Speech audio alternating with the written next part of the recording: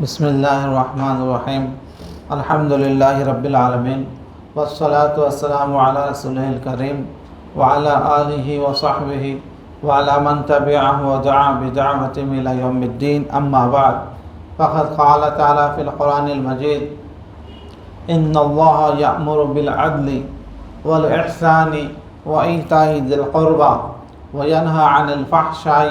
والمنکر والبغی یعظکم لعلکم تذکرون۔ صدق اللہ العظیم۔ محترم حاضرین و ناظرین، جیسا کہ سابقہ مجلس میں اس آیت پاک کے ذیل میں لفظ عدل، ان اللہ یامر بالعدل، عدل کے بارے میں کچھ وضاحت آئی تھی۔ انشاءاللہ آج کی اس مجلس میں وقت چونکہ کم ہے، لفظ احسان کے بارے میں کچھ کہنے کی کوشش کی جائے گی۔ احسان کے لغوی معنی تو یہ ہیں کہ کوئی بھی کام اچھے طریقے سے کرنا، یہ اس کے معنی ہے۔ تفسیری اعتبار سے ان اللہ یامر بالعدل، اللہ پاک حکم دیتے ہیں عدل کا۔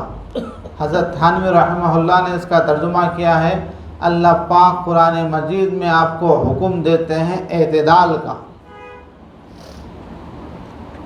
ہر حق والے کو اس کا حق دینے میں اعتدال سے کام لیا جائے، ہر معاملے میں اعتدال پر رہیں، عبادات میں رہوں یا اخلاق میں رہوں، کسی کا حق دینے کا معاملہ ہو یا لینے کا معاملہ ہو، ہر معاملے میں اعتدال کی راہ سے نہ ہٹیں۔ والاحسان، اور آپ کو حکم دیتا ہے احسان کا۔ احسان کے جیسا کہ معنی بیان کیے گئے ہیں، اچھی طریقے سے کام انجام دینا، چاہے وہ کام عبادت کا ہو، اخلاق کا ہو، دوسروں کے حقوق ادا کرنے کا ہو، دوسروں کے ساتھ حسن سلوک کرنے کا معاملہ ہو، ہر کام، ہر فعل احسن طریقے سے کرنا، عمدہ طریقے سے کرنا، اللہ پاک نے اس کا آپ کو حکم دیا ہے۔ عبادت ہم کریں،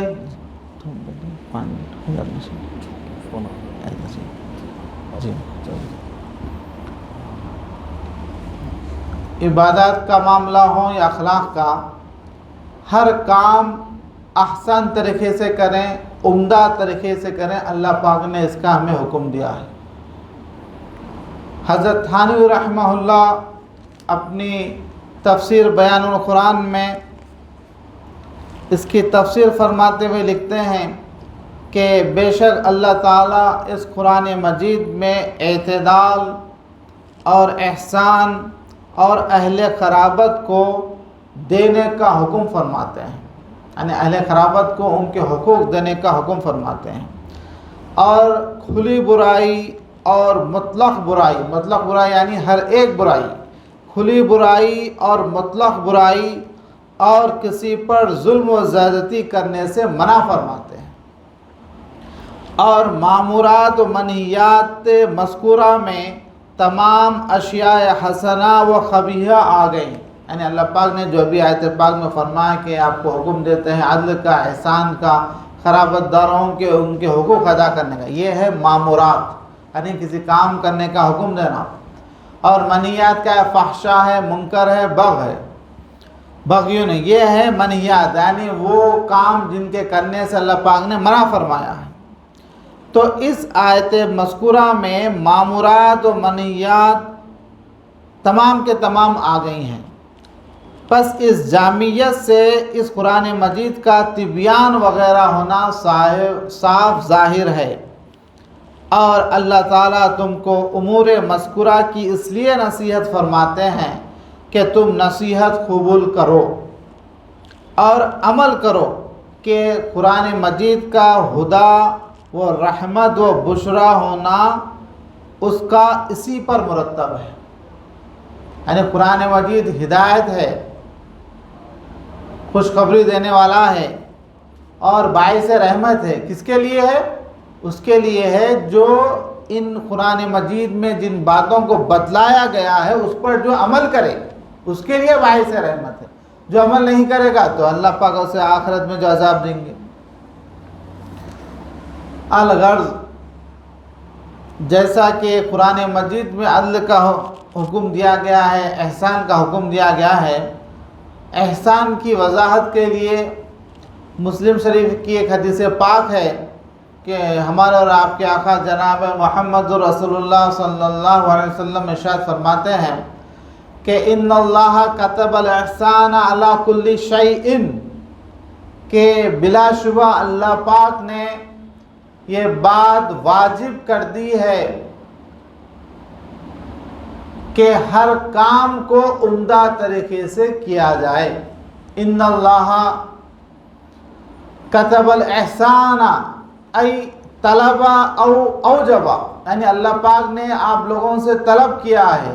یہاں پر یہ بات واجب کی ہے کہ ہر کام کو آپ عمدہ طریقے سے انجام دیں، ہر کام کو احسن طریقے سے انجام دیں۔ اس کی مثال دیتے ہوئے حضور فرماتے ہیں اسی حدیث پاک میں کہ ان اللہ کتب الاحسان علی کل شیء فاذا خطلتم فاحسنوا الخطلۃ واذا ذبحتم فاحسنوا الذبحۃ، ہر کام عمدہ طریقے سے کرنا چاہیے، یہاں تک کہ جب آپ کسی کو شرعاً کسی کو قتل کرنا ضروری ہے تو اس کو بھی عمدہ طریقے سے قتل کرو۔ قتل کرنا عمدہ طریقے سے یہ ہے کہ ایک بار ہی میں اسے مار دو، اسے مارنا ہی ہے تو ایک بار ہی میں مار دو، اس کا ہاتھ کاٹنا، اس کا پیر، اس طریقے سے یہ طریقہ مت کرو، یعنی اسے تڑپا تڑپا کر مت مارو اسے، یہ غلط طریقے سے کسی کو قتل کرنا ہے۔ ظاہر بات ہے کہ قتل تو اسی کو کیا جائے گا کہ جو قاتل ہو، کسی نے ڈاکہ ڈالا ہو، شرعی طور پر جو واجب القتل ہے اس کے بارے میں ہے، اس کو ایک ہی بار میں مار دو، عام حالات میں تڑپا تڑپا کر مت مارو اسے، ایک مثال دی حضور نے۔ تو ہر کام عمدہ طریقے سے کرنا اس حدیث پاک میں جو مسلم شریف کی ہے، اور ابھی جو پہلے جو آیت پاک پڑھی گئی سورۃ النحل کی آیت نمبر 90 میں ہے کہ ہر کام کو آپ اچھے طریقے سے انجام دیں۔ نماز پڑھیں تو اچھا طریقے سے نماز پڑھنی چاہیے، روزہ رکھیں تو ایسا نہیں کہ روزہ بھی برابر چل رہا ہے اور غیبت بھی چل رہی ہے، روزہ بھی چل رہا ہے اور نمازیں بھی ضائع ہو رہی ہیں، روزہ بھی چل رہا ہے اور بد نظری بھی چل رہی ہے۔ یہ روزہ تو ہوا لیکن احسن طریقے سے، عمدہ طریقے سے نہیں ہوا۔ زکوٰۃ تو ادا کر رہے ہیں لیکن برابر طریقے سے ادا نہیں کر رہے، ایک موٹے موٹے انداز سے جو زکوٰۃ نکال دے رہے ہیں۔ حج ادا کر رہے ہیں تو لبیک پڑھنے بھی نہیں آ رہا ہے، کہاں پر دم واجب ہے، کیا کرنے سے دم واجب ہو جائے گا، کن چیزوں سے بچنا چاہیے، اس کا کوئی خیال نہیں، تو وہ حج احسن طریقے سے نہیں ہوا۔ تو چاہے نماز ہو، روزہ ہو، زکوٰۃ ہو، حج ہو، ہر ایک عمل احسن طریقے سے، عمدہ طریقے سے کرنے کا اللہ پاک نے حکم دیا ہے، چاہے دوسرے لوگ وہ کام اچھے طریقے سے انجام دیں یا نہ دیں۔ مثال کے طور پر ہم کسی کو جو ہے مصیبت میں قرضہ دیتے ہیں لیکن دوسرا آدمی ہمیں مصیبت میں ساتھ نہیں دیتا، تبھی بھی یہ حکم ہے کہ آپ دوسرے کے ساتھ اچھا جو ہے عمدہ طریقے سے پیش آؤ، چاہے وہ آپ کے ساتھ عمدہ طریقے سے پیش آئے یا نہ آئے، وہ آپ کے حقوق میں کوتاہی کرتا ہو یا نہ کرتا ہو، آپ اس کے حقوق میں کوتاہی مت کیجیے، بلکہ حقوق بھی عمدہ طریقے سے، احسن طریقے سے انجام دیجیے۔ آپ نماز پڑھیں تو خشوع و خضوع کا لحاظ رکھ کر نماز پڑھیں، یہاں تک کہ اگر ایک پیپر پر حاشیہ بھی مارنا ہے وہ بھی سیدھا مارنا چاہیے، ٹیڑھا ٹیڑھا نہیں مارنا چاہیے، یہ تک داخل ہے اس میں۔ ہر کام عمدہ طریقے سے انجام دینا، عبادت ہو، اخلاق ہو، دوسروں سے حق لینا ہو یا دوسرے کو حق دینا ہو، ہر کام عمدہ طریقے سے کرنے کا حکم دیتا ہے۔ یہ ایک اس کی جو ہے تفسیر ہے۔ دوسری تفسیر اس کی یہ ہے کہ دوسرے کے جو حقوق ادا کرنا واجب ہے وہ ہے عدل، اور ایک آدمی کے حقوق ادا جو کرنا ہے ہم پر وہ واجب نہیں ہے، وہ ہمارا غیر ہے، کوئی رشتہ دار نہیں، کوئی بیٹا نہیں، کوئی ایسا آدمی نہیں کہ اس کے حقوق ادا کرنا ہم پر واجب ہے، اس کے باوجود وہ مصیبت زدہ ہے، آگے بڑھ کر اس کی ہم مدد کرتے ہیں تو یہ ہے احسان۔ اس کا بھی اللہ پاک نے حکم دیا ہے، ان اللہ یامر بالعدل والاحسان، اللہ پاک نے آپ کو حکم دیا ہے ہر معاملے میں اعتدال کا، نیز احسان کرنے کا حکم دیا ہے۔ دوسرے لوگ آپ کے حقوق واجبہ ادا کریں یا نہ کریں، لیکن آپ حقوق ادا کریں، نیز دوسروں کے ساتھ احسان کا معاملہ بھی کریں۔ امام قرطبی رحمہ اللہ فرماتے ہیں کہ اگر کوئی آدمی گھر میں بلی پالتا ہے یا دیگر جانوروں کو پالتا ہے لیکن ان کی خوراک انہیں نہیں دیتا